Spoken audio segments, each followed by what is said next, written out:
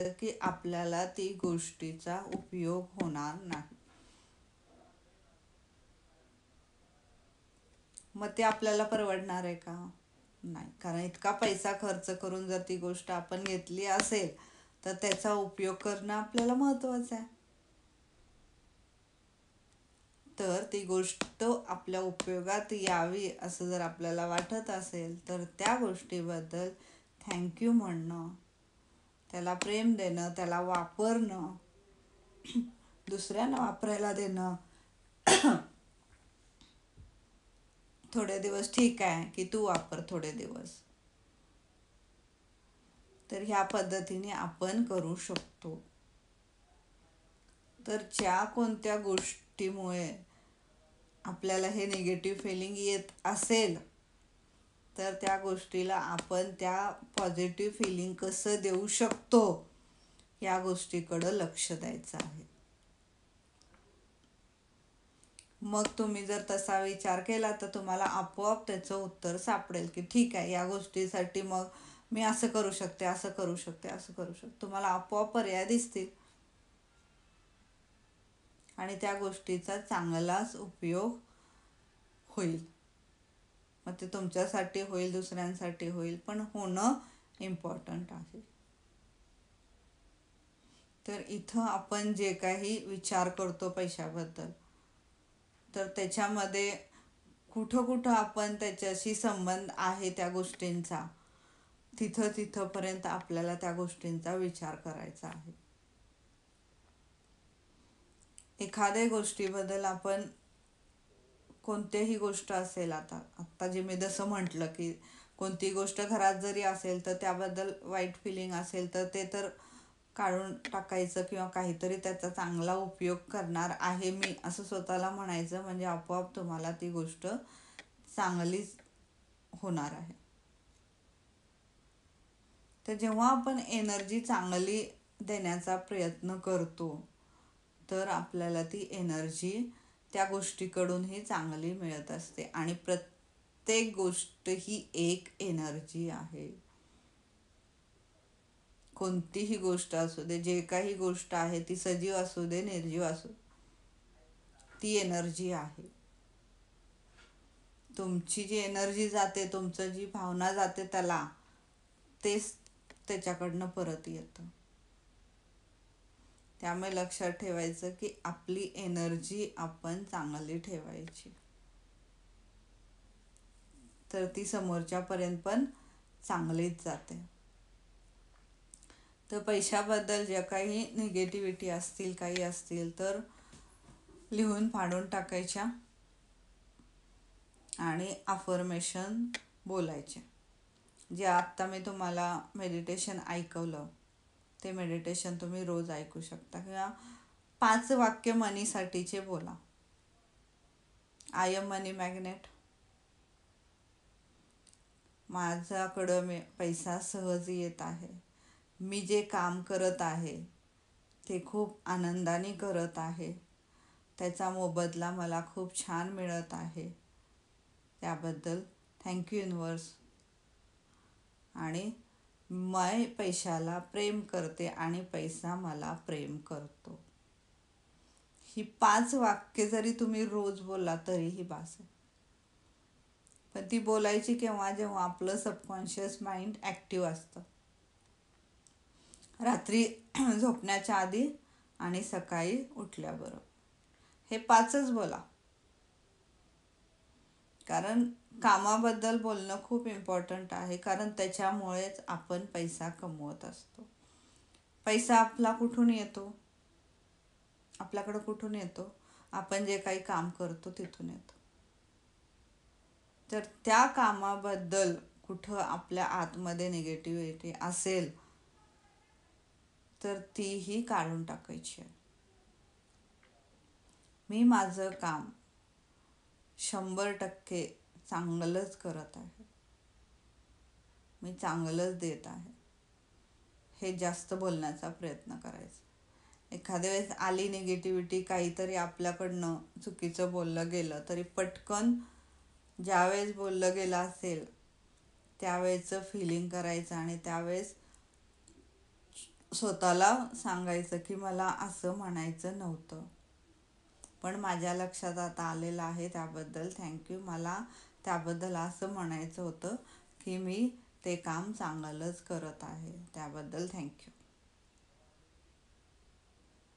जेव्हा कधी तुमच्या आतमध्ये निगेटिव्ह भावना असेल आणि त्यावेळेस ठीक आहे तुम्ही ते बोलला हे झालं, तरीही जेव्हा परत तुमच्या लक्षात येईल की मला त्यावेळेस असं बोलायचं नव्हतं,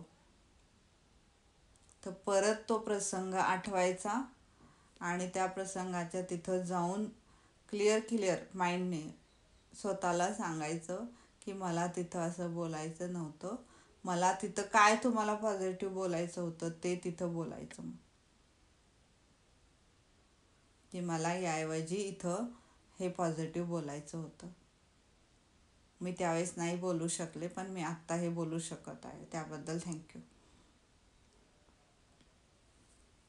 हे बदल करायचे आहेत आपल्या आतमधून. हे जेव्हा तुम्ही आतमधून बदलाल तेव्हा तुम्हाला ते बाहेर बदललेलं दिसणार आहे. आपण इतक्या दिवस बाहेरून बदलतोय, फक्त बाहेर बदलायची गरज नाही. बाहेर खूप छान आहे, बाहेर भरपूर छान आहे, हे जग खूप सुंदर आहे, माणसं खूप छान आहेत, पैसा भरपूर आहे, हेल्थसाठी जे काही चांगलं लागतं ते सर्व निसर्गाने आपल्याला दिलेलं आहे. फक्त ते सगळं आपल्याला आपल्या आयुष्यात आणायचं आहे. आणि ते आपल्याला आयुष्यात आणायचं असेल तर ते आपल्याला आतून बदलायला लागेल. आपल्याला आतून ते विचार करायला लागतील तर आपल्या आयुष्यामध्ये ते येणार आहे. तर इथं आज पैशाबद्दल जे काही आपण बोललो त्याबद्दल कुठं आतमध्ये तुमच्या काही असेल तर त्याबद्दल आज विचार करायचा आहे. कारण ही जी प्रोसेस आहे ही कशी फॉरेवरची आहे किंवा कंटिन्यू त्याच्यामध्ये राहिलं पाहिजे. कारण बाहेरून कधी आपल्याला कोणत्या गोष्टीची निगेटिव्हिटी येईल हे आपण सांगू शकत नाही. आणि हे माइंड आपलं किंवा आपली सहज जे असतं ते पटकन निगेटिव्ह जातं.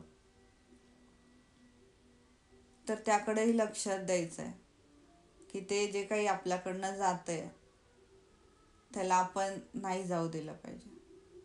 म्हणजे तितकं अवेअर आपल्याला हळूहळू व्हायचं आहे.